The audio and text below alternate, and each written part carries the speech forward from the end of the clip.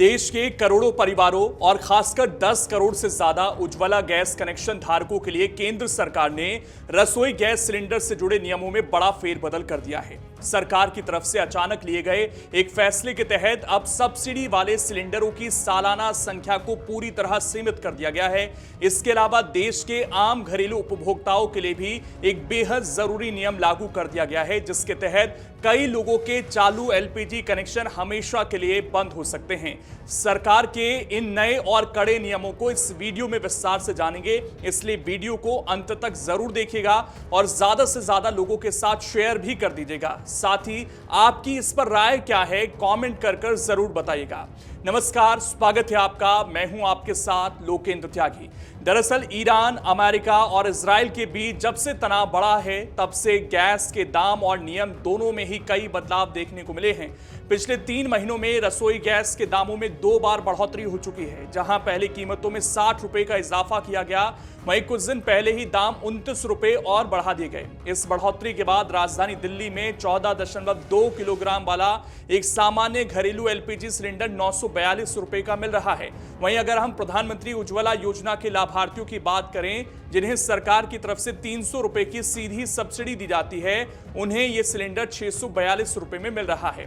दूसरी तरफ अगर व्यापारिक इस्तेमाल में आने वाले 19 किलोग्राम के कॉमर्शियल गैस सिलेंडर की बात की जाए, तो इसके दामों में भी पिछले 6 महीनों के दौरान वैश्विक बाजार के उतार चढ़ाव के कारण कई बार बड़े बदलाव देखने को मिले हैं और वर्तमान में इस कॉमर्शियल सिलेंडर की कीमत 3,113 रुपए 50 पैसे के करीब पहुंच गई है। गैस सिलेंडर के दाम बढ़ने पर केंद्र सरकार और पेट्रोलियम मंत्रालय का कहना है कि आज भी भारत में रसोई गैस की कीमतें दुनिया के कई बड़े और विकसित देशों की तुलना में बेहद कम है। सरकार का दावा है कि अगर अंतर्राष्ट्रीय बाजार के वास्तविक आंकड़ों को देखा जाए तो भारत अपने नागरिकों को बहुत किफायती दरों पर ईंधन उपलब्ध करा रहा है। मंत्रालय के अनुसार पश्चिम एशिया में बढ़े तनाव और हॉर्मुज जल डमरू मध्य में संकट की वजह से अंतर्राष्ट्रीय बाजार में एलपीजी की कीमतें तेजी से बढ़ी हैं। भारत अपनी जरूरत का बड़ा हिस्सा विदेशों से आयात करता है, इसलिए अंतर्राष्ट्रीय कीमतों का असर सीधे घरेलू बाजार पर पड़ता है। सरकार ने बताया कि फरवरी 2026 में सऊदी कॉन्ट्रैक्ट प्राइस करीब $543 प्रति टन था, लेकिन पश्चिम एशिया संकट और हॉर्मुज मार्ग पर असर पड़ने के बाद यह बढ़कर जून में करीब $790 प्रति टन तक पहुंच गया। इसी से गैस के दाम निर्धारित होते हैं, यानी 4 महीने में करीब 40% की बढ़ोतरी हुई।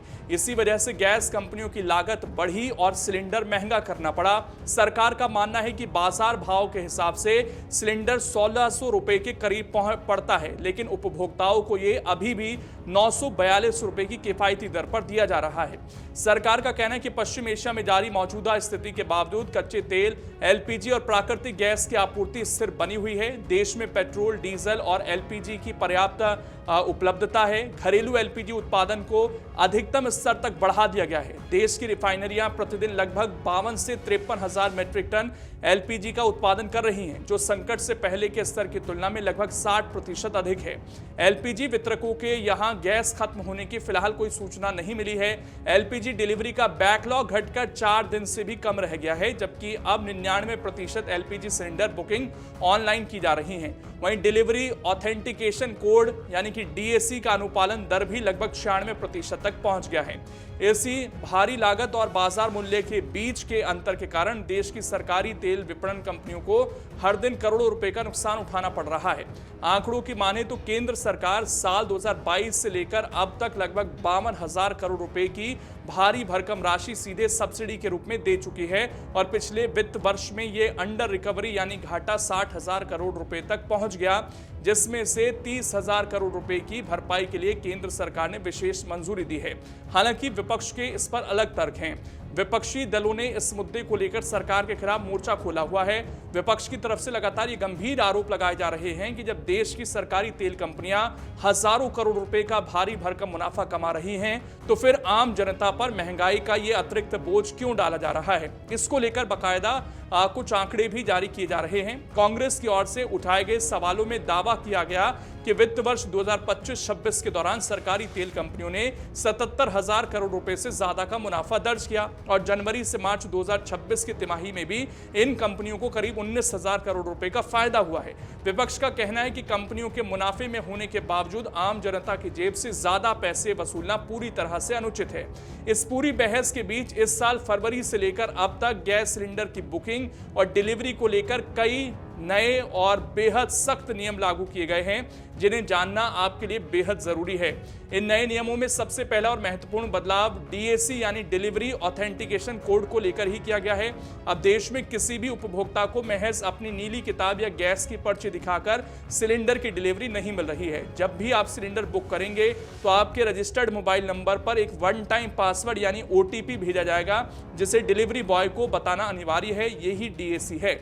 इसके अलावा सरकार ने उज्ज्वला योजना के तहत लाभ पाने वाले सभी लाभार्थियों के लिए आधार कार्ड आधारित बायोमेट्रिक ऑथेंटिकेशन यानी ई-केवाईसी प्रक्रिया को भी पूरी तरह से अनिवार्य कर दिया गया है। जिन उपभोक्ताओं ने अभी तक अपनी ई-केवाईसी प्रक्रिया पूरी नहीं की है, उनकी गैस सप्लाई और सब्सिडी पर भी रोक लगाई जा रही है। इसके साथ ही गैस बुकिंग की तारीखों के बीच की समय अवधि यानी बुकिंग गैप को भी बदल दिया गया है। अब शहरी क्षेत्रों में रहने वाले उपभोक्ताओं को 21 दिन की बजाय कम से कम 25 दिनों के अंतराल पर ही दूसरी सिलेंडर बुक करने की सुविधा मिल रही है, जबकि ग्रामीण क्षेत्रों के लिए इस समय सीमा को बढ़ाकर 45 दिन तक कर दिया गया है। अगर कोई तय समय से पहले बुकिंग की कोशिश कर रहा है तो सिस्टम उसे स्वतः ब्लॉक कर दे रहा है और वो बुकिंग नहीं कर पा रहे हैं। अब बात करते हैं सरकार के उस बड़े फैसले की जिससे करोड़ों उज्ज्वला योजना लाभार्थी सबसे ज्यादा प्रभावित होने वाले हैं। केंद्र सरकार ने एक बड़ा कदम उठाते हुए प्रधानमंत्री उज्ज्वला योजना के लाभार्थियों के लिए सालाना मिलने वाले सब्सिडी वाले सिलेंडरों का कोटा सीमित कर दिया है। सरकार ने साल भर में मिलने वाले सब्सिडी वाले सिलेंडरों की संख्या घटाकर अब केवल 4 रिफिल प्रति वर्ष कर दी है। पेट्रोलियम और प्राकृतिक गैस मंत्रालय के मुताबिक यह फैसला उज्ज्वला लाभार्थियों की औसत वार्षिक खपत के आंकड़ों को ध्यान में रखकर ही लिया गया है। आपको बता दें कि जब मई 2016 में गरीब परिवारों की महिलाओं को स्वच्छ ईंधन उपलब्ध कराने के लिए इस योजना की शुरुआत की गई थी, तब सालाना 12 सिलेंडर दिए जाते थे। बाद में इसे घटाकर 9 किया गया और अब इसे और कम कर केवल 4 सिलेंडर सालाना कर दिया गया है। यानी अब 300 रुपए की सब्सिडी केवल 4 सिलेंडरों पर ही मिलेगी। उज्ज्वला योजना के नियमों में बदलाव के साथ साथ सरकार ने शहरी क्षेत्रों में भी एक कड़ा नियम लागू किया है, जो एक घर एक गैस कनेक्शन की नीति पर आधारित है। इस नए सरकारी आदेश के मुताबिक देश के जिन इलाकों या जिन घरों में पाइप्ड नेचुरल गैस यानी पीएनजी की पाइपलाइन पहुंच चुकी है और कनेक्शन सक्रिय हो चुका है, उन परिवारों को अपना पुराना घरेलू एलपीजी गैस कनेक्शन अनिवार्य रूप से सरेंडर करना होगा। सरकार की ओर से इसके लिए 30 दिनों की सख्त समय सीमा यानी डेडलाइन तय की गई है, जो 1 जुलाई तक है। अगर आपके घर में पीएनजी गैस आ चुकी है और आप नोटिस मिलने के 30 दिनों के भीतर अपना एलपीजी कनेक्शन जमा नहीं कराते हैं, तो इंडियन, भारत गैस या एचपी जैसी गैस कंपनियां आपके कनेक्शन को स्वतः ही रद्द कर देंगी। हालांकि सरकार ने इसमें उपभोक्ताओं को एक राहत भी दी है। आप चाहें तो अपना कनेक्शन पूरी तरह सरेंडर करने के बजाय एक ट्रांसफर वाउचर ले सकते हैं। ये ट्रांसफर वाउचर आपको भविष्य में तब काम आएगा जब आप किसी ऐसे इलाके में अपना ट्रांसफर लेंगे, आप पहुंच जाएंगे जहां पीएनजी की सुविधा उपलब्ध नहीं है। तब आप इसी वाउचर के जरिए अपना एलपीजी कनेक्शन दोबारा से चालू करवा सकेंगे। कुल मिलाकर गरीब परिवारों को अब साल में केवल 4 सब्सिडी वाले सिलेंडर मिलने से उन परिवारों की मुश्किलें बढ़ सकती हैं जिनकी खपत ज्यादा है। फिलहाल ईरान, अमेरिका और इजराइल के बीच स्थिति सुधरती हुई भी नहीं दिख रही। ऐसे में गैस बाजार पर दबाव और कीमतों में अस्थिरता का दौर कुछ समय तक और जारी रह सकता है।